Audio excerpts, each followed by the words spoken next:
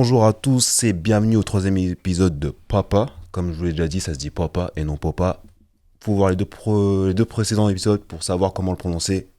Je vous en ai déjà trop dit. En tout cas, c'est le podcast qui s'adresse au papa, plus précisément, mais aussi au père. Et aujourd'hui, j'accueille un homme au multitalent. Il est développeur en stratégie territoriale.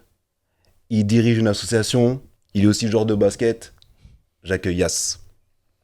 Yacine, comment ça va? Comment tu vas? Et toi? Ça va très bien. En tout cas, merci d'avoir répondu à l'appel. Je suis très content de t'avoir accueilli. Je sais que tu as un emploi du temps ultra chargé. Et rien que de t'avoir aujourd'hui, c'est déjà une bonne chose.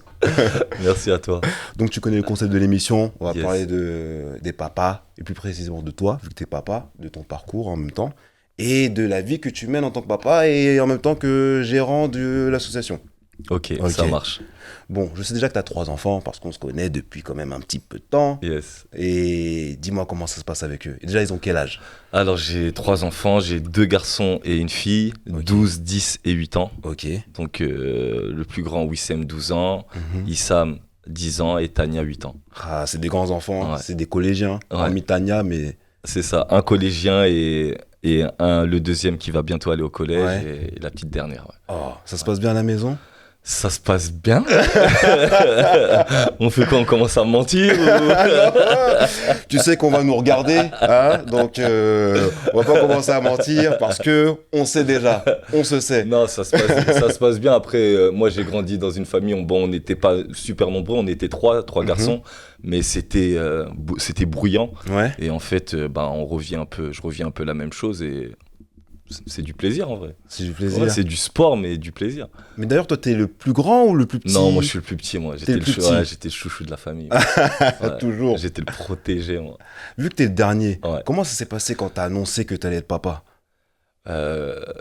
C'était assez particulier. Ouais. C'était assez particulier parce que on allait se marier. On n'était pas encore mariés, donc issus d'une famille musulmane, etc. Donc c'est toujours assez délicat d'annoncer que sa future femme va être enceinte, alors que le mariage n'a pas encore lieu. Donc j'ai invité mes parents au restaurant. D'accord. Quand on mange, ça passe plus facilement. J'ai invité mes parents au restaurant et ils pensaient que j'allais leur annoncer un truc de ouf. Tu vois, ma mère a flippé un peu. Et donc après j'aurais annoncé quoi. Ouais. J'aurais annoncé et ma mère, la première chose, elle dit « Ok, bon bah, il faut vous marier la semaine prochaine. » Et au final, non, on a attendu... même ma femme, on s'est parlé. En vrai, on a attendu que notre plus grand naisse. Et puis après, ensuite, on a pris le temps de se marier, etc. Et puis, Dieu merci, on est encore ensemble. Et puis, on a 3 enfants, quoi, tu vois. C'est beau. C'est beau. Ah, c'est vrai, j'avais oublié cette phase. Ah, j'imagine les parents qui vont aller au resto juste pour manger. On leur dit qu'ils vont être grands-parents. Exactement. Ouais, c'est cool. Ouais. Et d'ailleurs, toi, t'avais toujours voulu avoir des enfants à ce moment-là?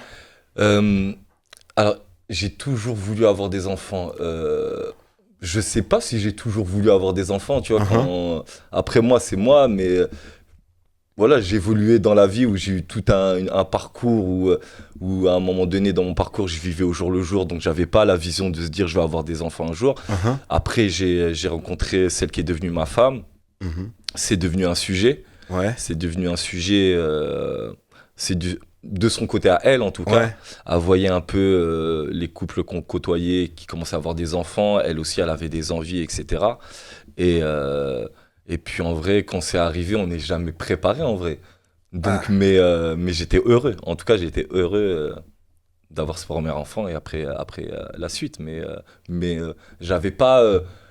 je me réveillais pas le matin en disant j'ai envie d'avoir un enfant. Ouais. Tu vois ce que je veux dire ou pas? Très bien. Tu vois?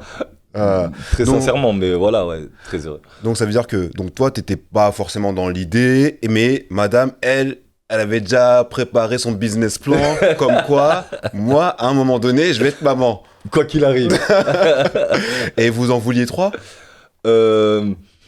Non, non plus, c'était pas quelque D'accord. chose de... Tu vois, ces choses-là, en tout cas, moi, par rapport à mon état d'esprit, je suis pas dans... Il y a des gens qui sont dans ce calcul, dans ce plan Ouais. de carrière, même en termes d'enfants. Ouais. En se disant, bon, moi, je vais avoir 2 enfants, parce que 3, c'est un peu trop, donc par rapport à ce que je fais, etc. Moi, je suis pas du tout dans ça. Ouais. Ça veut dire qu'on a eu le premier, Ouais. bah, on a eu le deuxième. Et puis à un moment donné, madame elle s'est dit, ouais, on a 2 garçons, je vais avoir une fille. Ah. Je lui ai dit, mais écoute, c'est pas Amazon, on sait pas qu'est-ce qu'on va avoir. Tu vois ce que je veux dire? Elle a dit, ouais, mais je veux ma fille. Ah. Je dis, bah, ok, mais voilà. Et bah, elle a eu sa La fille. Donc c'est bon, là, c'est fini. Ouais, je pense que. Sûr? Ouais, je pense que le mercato est clôturé. T'as fermé le robinet. Ouais, c'est fini. Mais après, on sait jamais, tu vois. Ouais. Mais c'est vrai que. Moi, je suis issu d'une famille où on était 3 garçons. Mhm. Mon père, ils étaient 6 garçons. Ouais. Donc on a une grande lignée garçons. d'hommes, tu vois.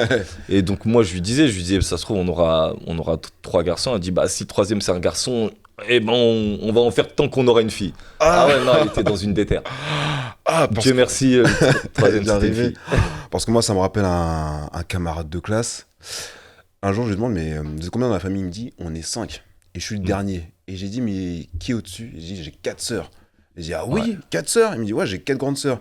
Parce qu'en fait, mes parents voulaient absolument un garçon. Et ils ont dit, on s'arrête pas tant qu'on n'a pas de garçon. Je dis, ah.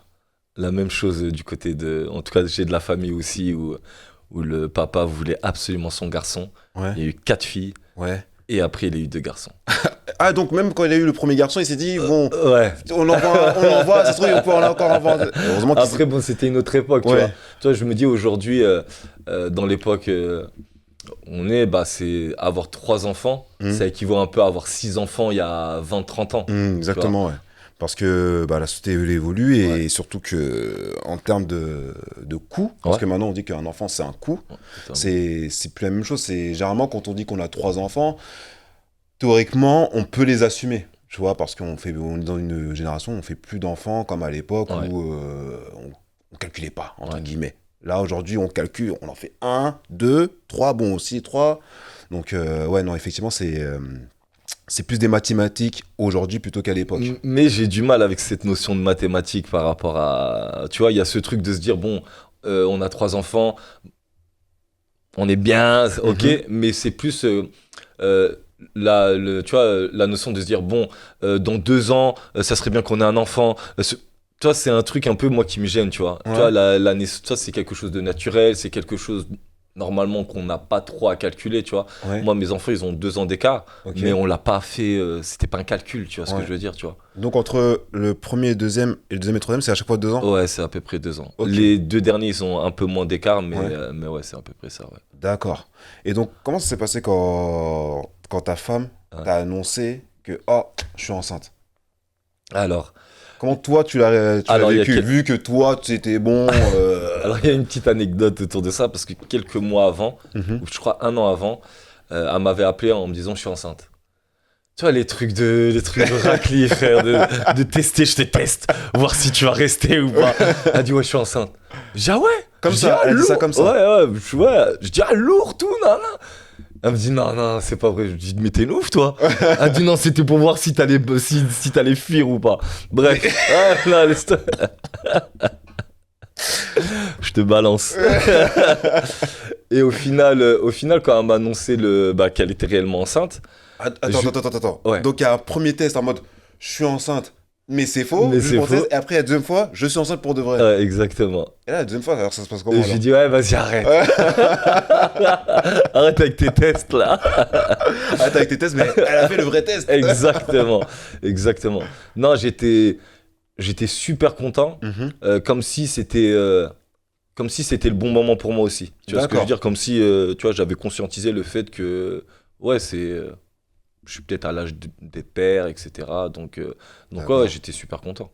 Donc, t'avais quel âge à ce moment-là? J'avais 29 ans. Ok. Ouais, C'est vrai que 29 ans, ouais. Alors aujourd'hui, on se dit que toujours 29 ans, c'est le meilleur des âges. ouais. Dans le sport, on dit que 29 ans, tu sais comment C'est ton courir, prime, ouais. tu connais ton corps, Ouais.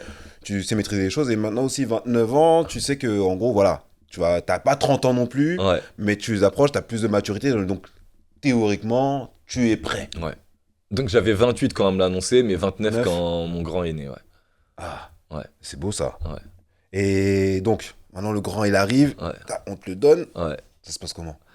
En vrai, j'étais encore un grand enfant de fou. Ouais, Tu vois, quand j'y repense, bah, quand il arrive, il est là, tu vois, il est là. ouais. Euh, L'accouchement s'est bien passé, mais derrière, ma femme, elle a eu quelques problèmes de santé. Donc, quand on est rentré à la maison après la maternité, elle était malade pendant 2 semaines. Mhm. Donc, je me retrouve avec cette crevette et ma femme au lit, etc. Et donc bah, je change les couches. Ouais, Toi, j'essaie de faire un peu ce que je peux. ouais, Et je pense que c'est ça aussi qui m'a vraiment connecté un peu avec lui dès le départ. ouais. Après, bon, après, elle Avec s'est les deux rétablie, autres. elle a repris son enfant.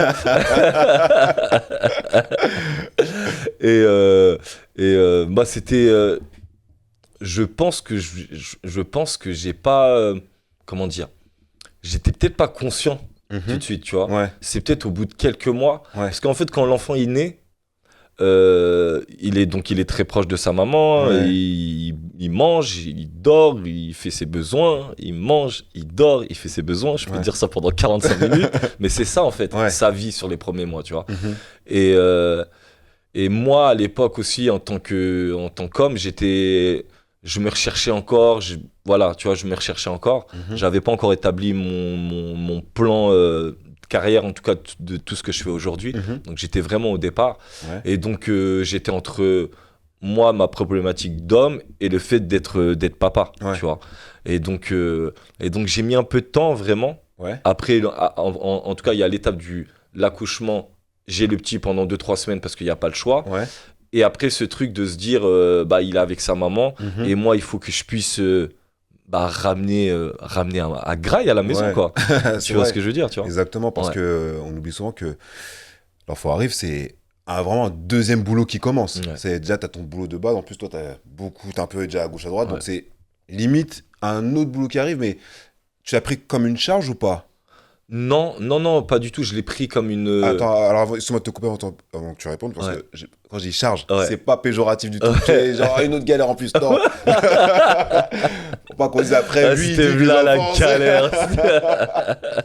Mais voilà, c'était un autre dossier en plus sur la pile. Et comment tu l'as géré vis-à-vis de ton travail? Ouais, c'est ça. Bah, en vrai, moi, à cette époque-là, alors j'ai du mal avec les temporalités. À cette époque-là, Mhm, je cherche du taf. Je mhm. taffe pas à cette époque-là.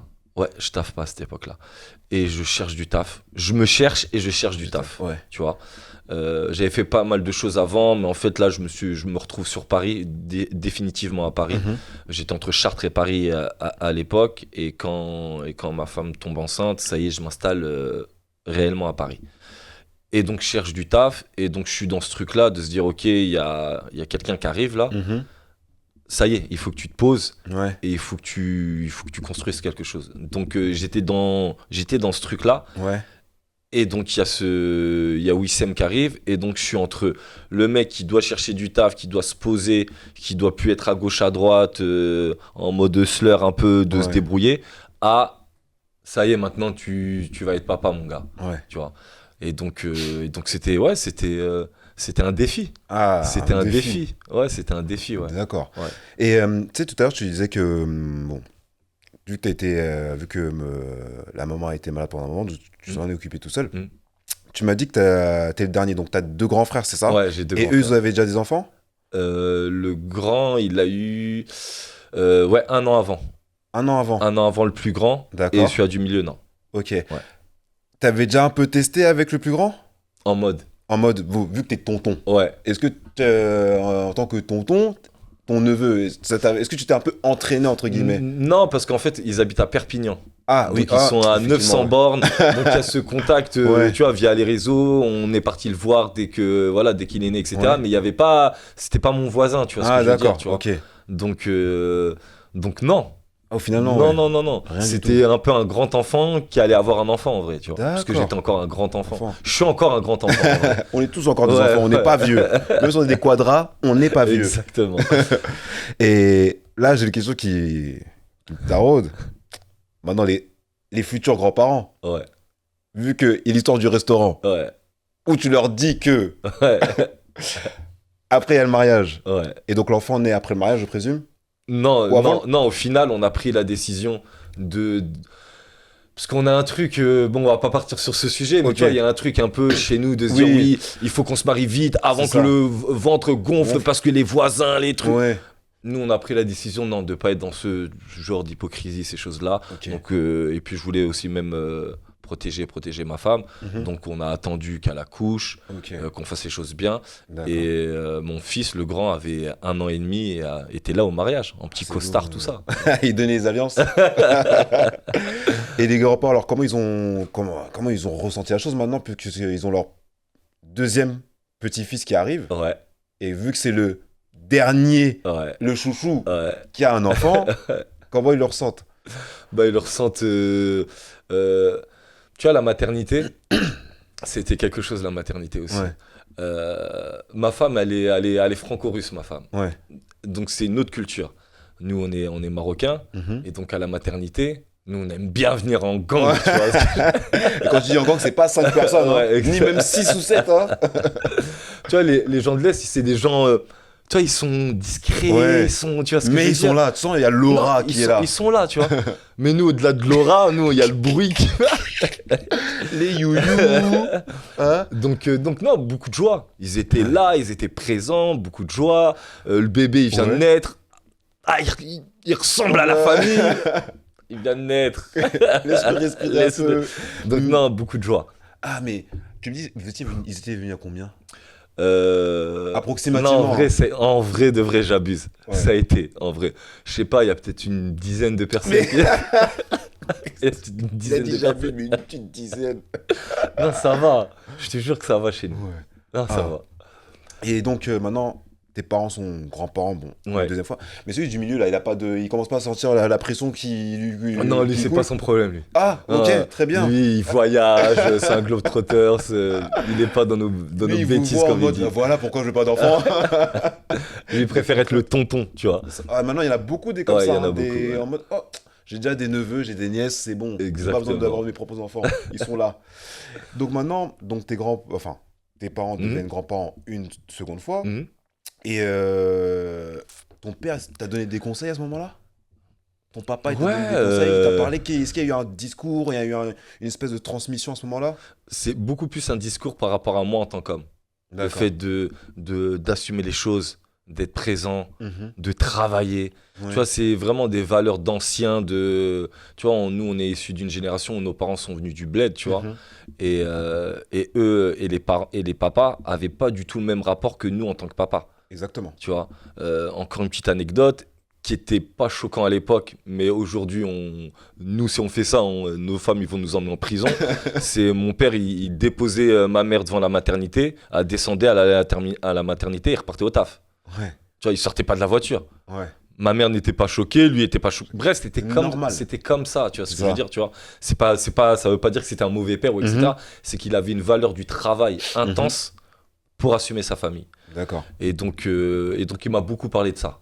Il m'a beaucoup parlé de ça, de se dire que voilà, qu'aujourd'hui, il faut que je me pose, et il faut que ma priorité, ça soit de pouvoir assumer ma famille et de bosser dur. D'accord. Et ta maman, elle t'a donné aussi les mêmes conseils que ton père, elle les a suivis, ou elle t'a donné d'autres conseils? Non, ma mère, c'est un peu plus sur le volet éducation. D'accord. Tu vois, c'est beaucoup plus sur le volet éducation, d'être présent, de transmettre aussi notre culture, de faire en sorte que notre enfant, en tout cas que ses petits-enfants puissent grandir. Donc, mes enfants ont une double culture, mais que notre culture soit toujours là, soit présente quand même. C'est important, c'est de la transmission, c'est de l'héritage en soi. Exactement. Et tu t'inspires de ton... Ah mais d'ailleurs, vu que ton grand frère a déjà un enfant, tu t'inspires de qui? De ton grand frère, de ton papa ou des deux? Je m'inspire de ce que j'ai vécu moi en tant qu'enfant par rapport à l'éducation de mes parents. Ok. Tu vois. C'est-à-dire c'est-à-dire que je pense que j'ai des automatismes par rapport à certaines choses, à certaines valeurs, à certaines notions de respect. Tu vois, je trouve que le respect, en tout cas, il est variable par rapport à certaines familles, en vrai. Tu vois, pour moi, c'est juste une question même de sensibilité. On peut se dire quelque chose et je peux te dire tu manques de respect, alors que toi, pas du tout l'intention de me manquer de respect. Tout à fait. Donc moi, j'ai repris un peu mes codes de chez moi, du respect, des valeurs, de la relation, avec mes enfants, mais en me disant, peut-être ce qui m'a peut-être manqué, Ouais. parce que peut-être nous, on avait aussi, même si mes parents insistaient pour qu'on communique, on avait quand même des tabous à la baraque. Oui, tout Tu à vois, il y a fait. certaines choses qu'on ne pouvait pas dire. Tu vois, il y avait une publicité de Ushuaïa, on changeait. Ouais. Non, mais tu vois, Oui, tout à fait, je Tu vois vois, très bien. et ça, La c'est. cascade d'eau, tu la vois. dame qui est en maillot de bain, Ouais, tu vois ce que je veux dire. la petite musique. Ça, on se cachait, c'était un truc de ouf. Ouais, Aujourd'hui, voilà. Mais tu vois ce que je veux dire. ouais. Et donc, la relation, elle est différente, Mhm, mais je pense que les bases et les fondations de ce qu'on m'a inculqué mhm. sont les mêmes, tu vois. D'accord, Ouais. tout à fait. J'ai pas d'exemple précis, mais c'est plus un état d'esprit des règles qu'on a à la maison, du savoir-vivre aussi, Tout à surtout fait. du C'est savoir-vivre. important. Tu vois, c'est autant avec nous, mais que autant aux gens de l'extérieur. Il y a un truc, moi, qu'on m'a toujours inculqué, c'est de se dire que ce que les enfants vont faire à l'extérieur, les gens pourront dire, bah, en fait, si l'enfant est comme ça, C'est parce c'est que... les parents. Exactement. C'est les parents. Et en vrai, nous, on l'avait peut-être, vu que moi j'étais un peu en bazar quand j'étais un Ouais. peu plus jeune, j'avais pas conscience de se dire, ouais, mais le dawa que je fais à l'extérieur, Mm. en vrai, c'est l'image aussi de mes parents que j'entache. C'est ça. Et donc, il y a ce truc-là aussi que je mets beaucoup en avant avec mes enfants. C'est vrai parce que même moi je me souviens, c'est surtout ma mère qui m'avait dit ça. Elle me disait, si tu fais une bêtise dehors, on va pas dire c'est toi qui l'as faite. C'est le fils d'eux Exactement. qui l'a faite. Exactement. Et que au final, ça va pas c'est-à-dire toi Directement, le ouais. coupable, mais plutôt tes parents. Parce qu'on dit pas c'est toi, on va dire c'est le fils d'eux. C'est ouais, non, Ouais. je vois totalement ce que tu dis. J'ai noté dans ton explication que tu dis qu'il y avait des choses qui t'avaient manqué. Et sur ces choses qui t'ont manqué, quelles sont-elles? Et est-ce que ces manques que tu as eus étant plus jeune, justement, tu fais en sorte que ce manque ne soit pas à tes enfants? Sans... Après, voilà. Ouais, on bien sûr. discute, mais- Après, franchement, en vrai, j'ai passé une enfance très heureuse. Mhm. Vraiment. Je vais pas faire le miskin ici. Non, mais c'est en vrai, Ouais. tu vois ce que je veux dire. Tu vois, c'est vrai qu'on voit beaucoup de gens. C'était la merde. Ouais. Truc. J'ai passé une Ce enfance. sont des rappeurs qui disent ça Non, après, hein. La rue nous a éduqués, hein, alors qu'ils vivaient dans des beaux appartements. Tu vois, et même sans vivre dans des beaux appartements, en vrai, ce que nos parents, ils se sont battus de fou, tu vois ce que je veux Ouais. dire, tu vois, ils se sont battus de fou. Et franchement, j'ai vraiment manqué de rien. Mhm. On a vécu dans un petit appartement pendant longtemps. Mes parents ils sont battus. C'est un peu les premiers rebeux du quartier qui ont après acheté un terrain. Mon père a pris 2-3 potes maçons. Ils ont construit une maison. Donc ils sont vraiment battus pour un peu s'élever socialement, tu Ouais. vois. Et ça, on le ressent après coup. En D'accord. vrai, quand on est un enfant, Mhm. on peut même être un peu ingrat, tu vois ce que je veux dire, tu Ouais. vois. En termes d'éducation et même en termes de matériel, même si mes parents, ils n'étaient pas aisés, c'était des ouvriers, Mhm. j'ai pas trop manqué de choses. Ouais. Mon père a beaucoup, beaucoup travaillé, Ouais. a toujours été présent par rapport au sport avec moi. Donc, je faisais du basket. Il faisait 14 heures par jour à l'usine, mais le week-end, il venait regarder son fils au basket. Tu vois, je le voyais pas de la semaine, mais il venait regarder son fils au basket, tu vois.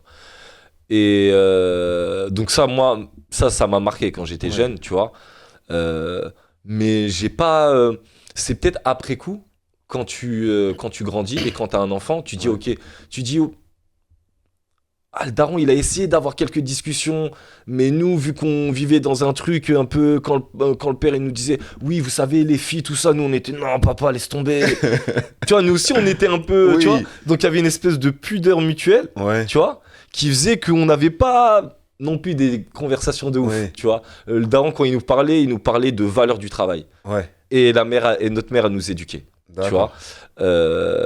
Donc, mais peut-être ce qui m'a peut-être un peu manqué, c'est peut-être passer beaucoup plus de moments avec mon père. Hmm. Tu vois, je suis encore, mais j'étais très proche de ma mère. J'étais dans les jambes de ma mère pendant longtemps. Ah, c'est parce que t'es un garçon. Pendant Tous les longtemps. garçons- Et je vais pas dire l'âge, mais pendant longtemps. Ça, ça, c'est le problème des garçons. Ils disent toujours, ouais, on est dans les jupons de nos mamans. Ouais. Mais quand il y a un problème, tu vas voir qui d'abord. C'est ça. Et puis j'ai été élevé dans un truc où mon père il disait le plus important c'est votre mère. Tu vois, il disait le plus important c'est votre mère. Décevez pas votre mère. Tu vois, il était dans un truc, il était dans une propagande daronne, tu vois. et c'est ce que je dis à mes enfants en vrai. Ouais. Tu vois, ce truc de... Et je leur dis à mes enfants, je dis, le plus important c'est votre mère. Tu vois. Et donc ouais, ce que j'essaie en tout cas, ce que j'essaie de faire évoluer par rapport à moi, ce que j'ai vécu, c'est peut-être encore plus de complicité avec mes enfants, tu vois. Parce que c'est ce que j'ai abordé avec toi, puisque c'est vrai que même nous, en tant qu'enfants, on n'était pas... C'est même si, comme tu le disais, même si les parents ils veulent discuter avec toi, tu sais que c'est quand même le daron qui parle. Ouais. Tu peux pas blaguer avec lui, tu vois. Exactement. Parce que tu sais que même si tu dérapes, c'est là où il va t'attraper, il dit donc tu fais ça.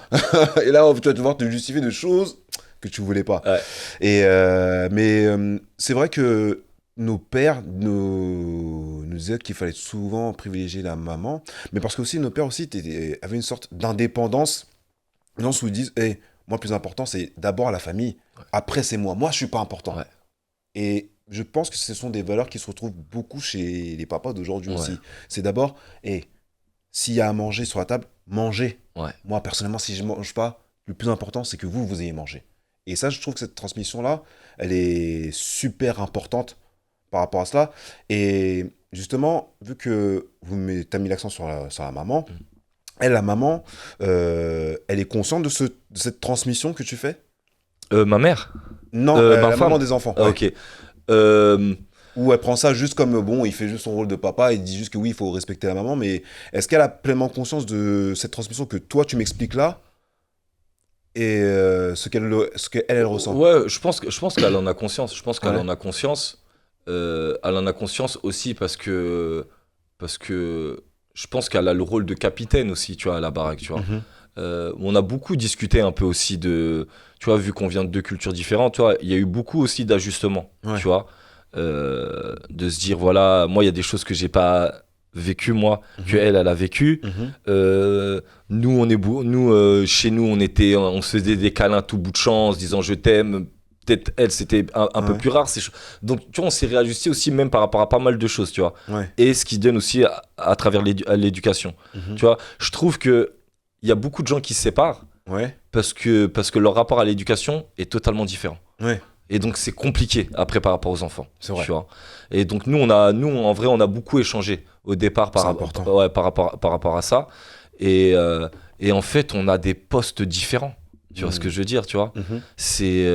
moi, c'est vrai que j'ai tendance à rentrer chez moi, prendre mon cerveau, le poser au vestiaire et être le quatrième gosse. J'ai faim. C'est quand qu'on mange? Mais tu vois, mais à côté de ça, être quand même, tu vois, le papa de mes enfants, tu vois ce que je veux dire, tu vois. C'est dire instaurer quand même une certaine autorité. Y a peut-être des choses que moi, je vais dire qui vont être beaucoup plus actées parce que c'est moi qui le dis, tu vois, et parce qu'elle est beaucoup plus souvent avec eux, tu vois. Donc moi, des fois, ça me dérange pas d'être le mauvais flic, en vrai, tu vois. Tout à fait. Parce que le reste du temps, quand moi je suis au charbon, elle a un peu ce rôle-là, tu vois. Donc moi, j'essaye aussi de la décharger, ce truc-là, tu vois, d'endosser le costume du mauvais flic et puis remettre un peu d'ordre quand il faut mettre de l'ordre, tu vois.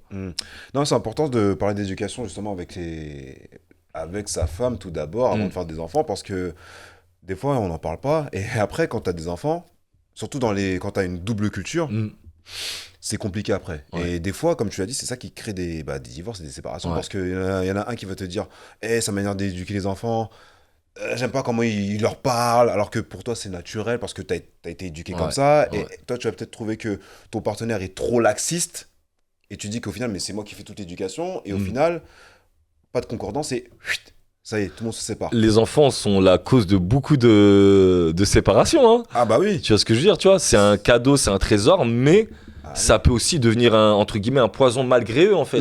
Tu vois, c'est vraiment malgré eux, tu vois. Même si à arriver à un certain âge, ils peuvent le conscientiser, ces petits malades. Quand il dit papa il m'a dit non, attends, je vais voir maman. Et maman, papa il a dit quoi? Mais il a dit qu'il était d'accord. C'est ça. Et nous, on fait grave attention par rapport à ça, tu vois. Des fois, on se fait avoir, tu vois, mais on fait grave attention où ils savent à qui demander quoi. Ah, tu vois. La daronne par rapport à ça, c'est plus cool. Le daron par rapport à ça, c'est un peu plus cool, donc ils essayent. Mais tu vois, on n'est pas né hier, tu vois, on a capté ce truc-là, tu vois. Donc on essaie en tout cas, d'avoir le même discours. Tu vois, on essaie vraiment d'avoir le même discours. Si on est en désaccord par rapport à certaines choses, on essaie de le voir en off. Ouais. Vraiment pour aussi même pas faire ressentir. C'est pas toujours le cas et c'est normal et c'est comme ça, tu vois. Mais on essaie d'avoir le même discours en tout cas. Non, c'est important, ouais. Ouais. Faut la concordance des idées parce que au final, les enfants, en plus, faut le faire, comme tu as dit, dans le vestiaire, tu vois, en off, parce que eux, ils captent tout, hein. On les voit petits comme ça, mais ils captent tout, ils savent que, Totalement. donc papa, il est pas contre, maman, nanana. Ouais. Et après, mais aussi, ça peut être un peu un cadeau empoisonné, parce qu'au final, ton enfant, il peut se dire, je vais demander à papa, je vais demander à papa, je vais demander à papa. Ouais. Pourquoi je ne demande pas à maman? Parce que maman, elle va dire non. Ouais. Et ça peut être un très gros piège, parce que tu peux te retrouver avec des enfants qui ne te parlent plus, en fait.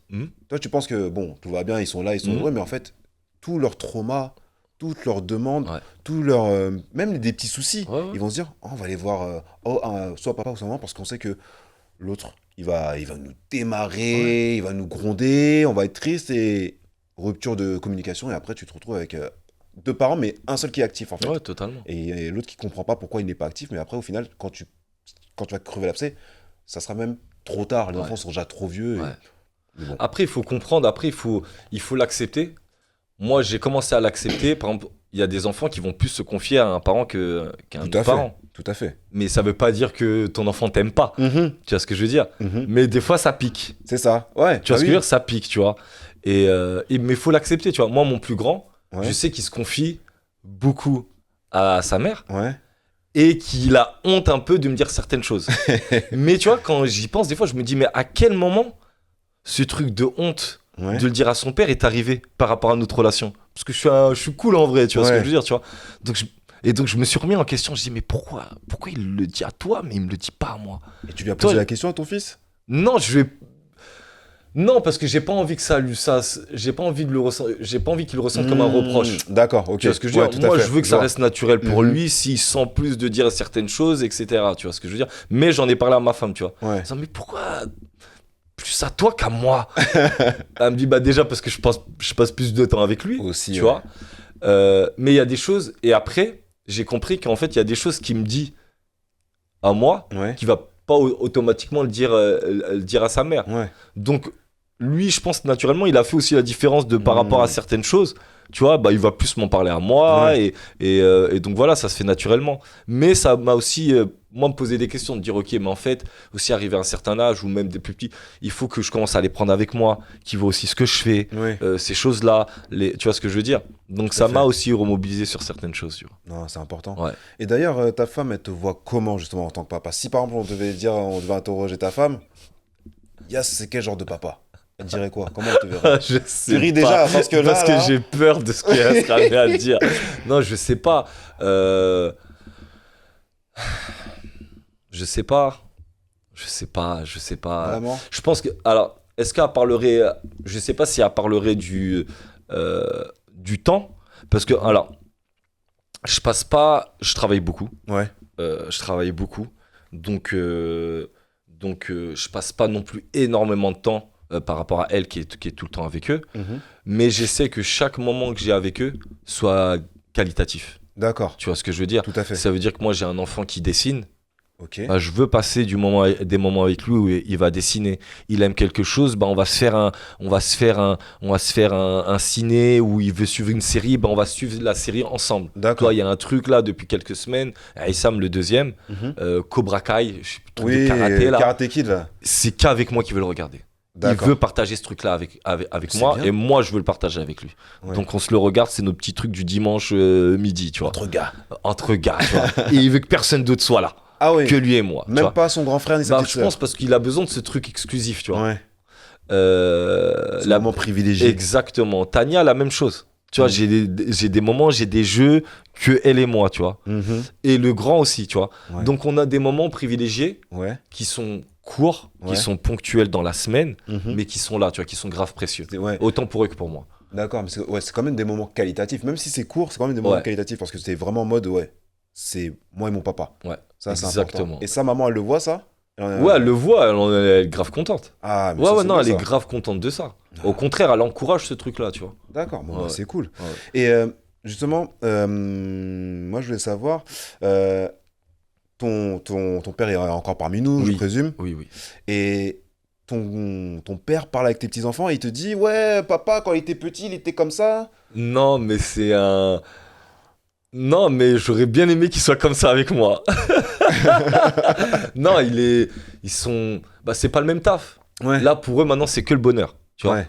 Il dit, toi, tes problèmes de parents, là, ce que nous, on a vécu, Ah, là, mais c'est toujours comme ça. on n'en Ouais, veut plus. nous. C'est que maintenant, c'est que le bonheur, tu vois.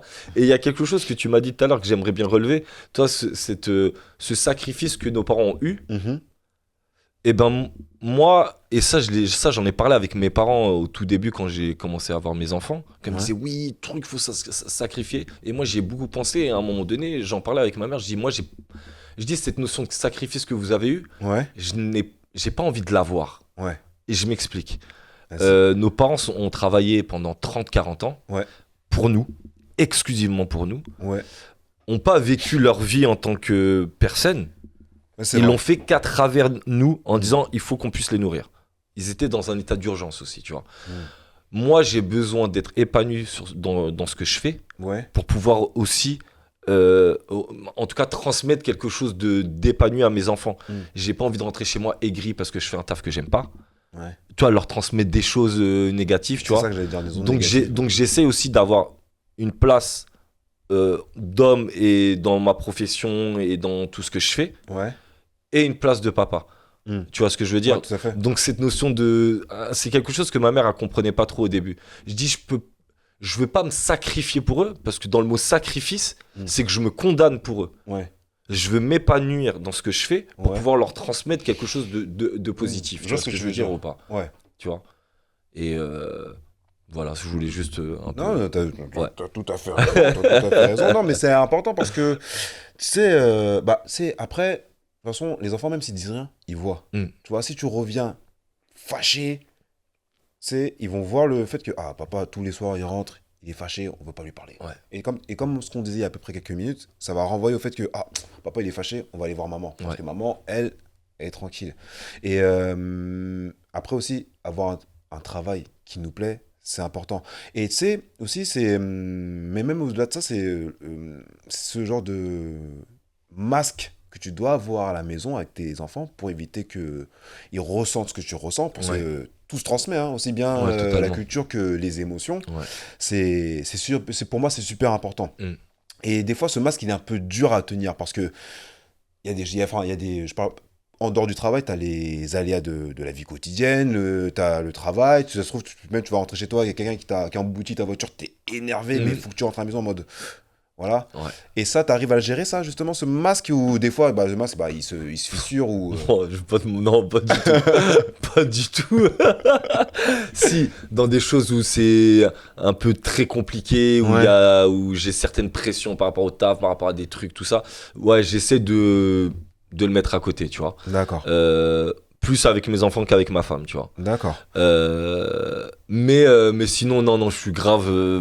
ouah, je suis grave entier de ouf. Donc je suis dans ce truc, j'arrive, ils savent quand je suis grave content, ils savent quand Ah, je bah, suis c'est cool. fâché, mais je leur explique pourquoi et ce Ah. truc-là, tu vois ce que je veux dire? Mais c'est important d'expliquer pourquoi Ouais. t'es fâché. Parce Ouais, que s'ils voient que t'es fâché, ils ont pas de raison. Ils vont se dire, ah, papa, il est tout le temps fâché. Ouais. Et pourquoi? Bah, il est tout le temps fâché. Ouais. Mais c'est important. Et d'ailleurs, c'est par rapport au travail. Donc, tes enfants, ils savent ce que tu fais. Enfin, pas précisément forcément, mais ils savent que papa Si, n'est à pas peu souvent. près. Ah ouais? À peu près. Ça, ok. ils commencent à. Ah, d'accord. Et je leur pose souvent la question, je dis, mais je fais quoi? Ouais. Mais c'est Vu que des fois, c'est même compliqué pour eux. Elle est anodine, cette question, mais elle est super importante. Hein, Ouais. parce qu'il faut que les enfants sachent ce qu'on fait, Ouais. sans rentrer dans les détails non Ouais. plus, mais c'est important. Si, j'ai posé la question à ma fille de 8 ans la dernière fois. Je dis, papa, il fait quoi? Bah, papa, il crée des vidéos et il aide les jeunes. Et donc, tu vois, elle a fait un peu, voilà. Un peu Les deux mieux, plus ouais. grands, ok, ils savent que Argenteuil, c'est ça. Ils savent que l'Imaginarium, c'est ça. Donc, eux, même géographiquement, ils captent. oui. Tu vois, quand ils m'ont au téléphone, ils me disent, ouais, t'es où aujourd'hui? Tu vois, t'es dans quel travail? Ah, Voilà. d'accord, Ils me disent, ok. t'es dans quel travail, tu vois. Ok. Donc, ils arrivent petit à petit à capter. Tu vois. Ah, mais c'est bien, Ouais. c'est bien, c'est bien, Ouais, c'est ouais. bien. Et bon, ils savent que aussi, bon, ton travail te prend beaucoup de temps, que t'es Ouais. pas souvent à la maison, et ça, ils l'acceptent. Tu me diras, ils n'ont pas le choix en soi, mais... Non, c'est un... Okay. Il l'accepte... Le grand l'accepte mieux. Ouais. Celui du milieu, il a la tête dure, il l'accepte pas, tu vois. Ouais. Il l'accepte pas. En tout cas, il me le dit, tu vois. Ah oui. Ah ouais, il me le dit, tu vois. Il te le dit comment? Il me dit ouais, papa, t'es pas assez là. Oh. Moi, je veux passer plus de temps avec toi. Oh. Tu vois, il me le dit frontalement, tu vois. Ouais.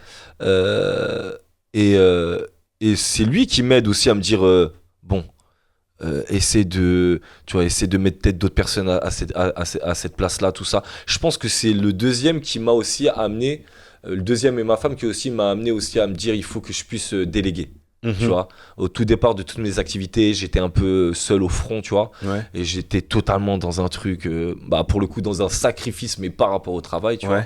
Aujourd'hui, j'ai commencé à pas mal déléguer, à donner des responsabilités à des personnes, tout ça, donc à me dégager un peu plus de temps. Okay. Par exemple, le dimanche, avant, le dimanche, c'était comme un lundi ou un mardi, tu vois. Le dimanche, il n'y a pas de taf, tu vois.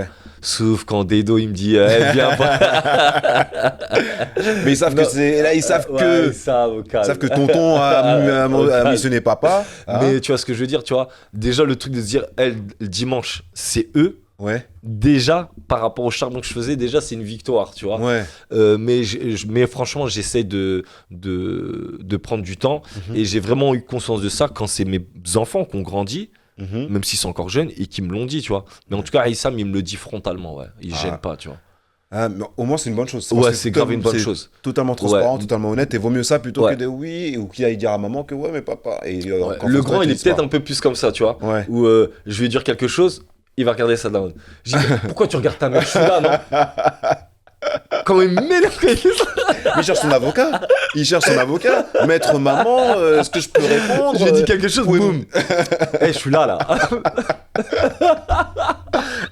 Et ma femme, elle regarde. Et elle se mange les lèvres et elle dit rien. Et tu vois, elle aimerait trop parler. Elle dit, et alors? Quoi, il a le droit de me regarder. Donc, Aïssam, lui, il vient frontalement, il me dit. Tu vois, il me le dit, tu vois ce que je veux dire. Tu vois, des fois, il m'appelle, il me dit, t'es où? J'ai déjà dit bonjour, déjà. Pour commencer. Ouais, pour commencer. Ok, bonjour, papa. T'es où? Mais par contre, moi, il faut que je fasse des efforts par rapport à ça, et j'en suis conscient, ils me le disent. Mais il y a toujours ce truc, à 19h, il m'appelle. Ah oui. Tous les jours, à 19h, j'ai fixe maison qui m'appelle. T'es où? Est-ce que tu manges ce soir à la maison? Tu vois. Et je me suis dit la dernière fois, le jour où je vais arrêter d'avoir ces appels à 19h, là, ça va me faire mal. Donc, fais Bélec, Yacine. Tu vois ce que je veux dire, tu vois. Donc j'essaye, tu vois, j'essaye en tout cas parce que d'un côté, je suis en mission, tu vois, mais d'un autre côté, j'ai la mission la plus importante de ma vie, tu vois. Tu l'as très bien dit. Tu vois ce que je veux dire. Exactement. Bon, maintenant, on va parler un peu de ton taf. Bon, puisqu'il te prend beaucoup de temps, donc ça veut dire que tu as des choses à dire, hein, vu que tu es développeur en stratégie territoriale. Cette dénomination est très terrible. Donc, parle-nous de ton association l'Imaginarium et ce que ça comporte. Alors, Imaginarium Live, c'est une asso que j'ai fondée il y a 10 ans. Ok. Déjà il y a 10 ans, à Montfermeil, au quartier des Bosquets. D'accord. Lié à un besoin. En fait, de base, c'était lié à un besoin parce que la municipalité comprenait pas pourquoi il y avait 40 types dans des halls avec plein de fumée, avec un mec qui les filmait en train de rapper en disant le wari. Ils comprenaient pas. Et donc moi j'avais des connexions là-bas de personnes que je connaissais et donc j'ai proposé j'avais monté ma petite asso et j'ai commencé à leur proposer des choses. J'ai dit ça serait intéressant peut-être de faire des projets autour de la musique. Il y avait un ancien studio d'enregistrement qui était là-bas où l'artiste qui s'appelle l'artiste, qui était animateur Emao à l'époque là-bas, donc qui était parti, qui avait explosé tout ça. D'accord. Et donc il y avait un studio mais qui était inhabité depuis des années, donc on a réouvert le studio, on l'a rééquipé et donc après tout est parti assez vite, on a proposé des choses. Et donc en fait au fur et à mesure de ces projets, donc on a commencé à toucher beaucoup de jeunes, une centaine de jeunes la première, deuxième année sur ces projets autour de la musique.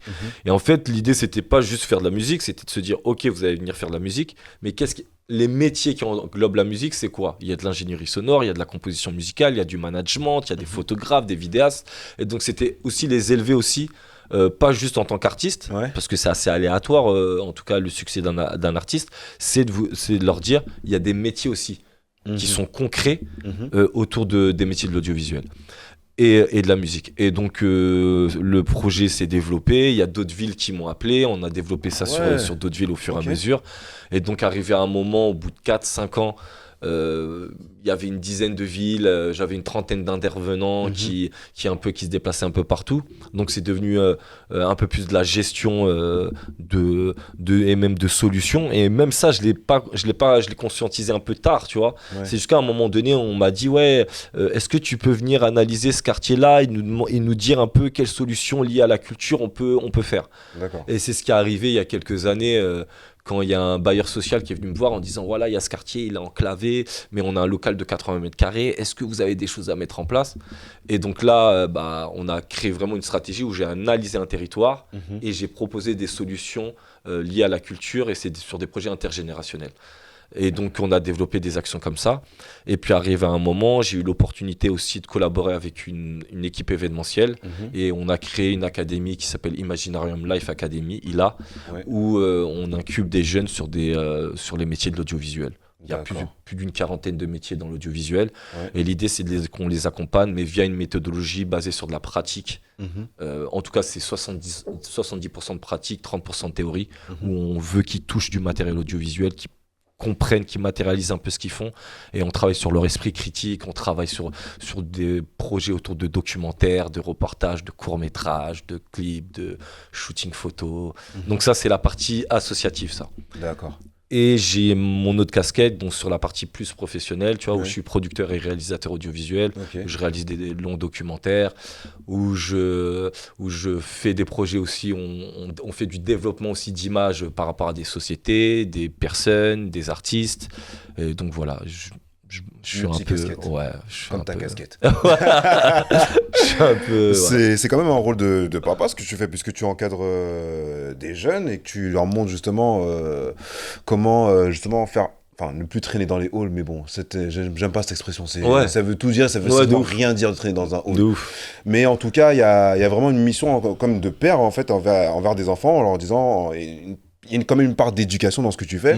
Et justement, ça, on n'en parle pas assez, puisque moi, ça, quand tu parles comme ça, par exemple, à une entité, on va dire, ah, il s'occupe de la MJC. Mm.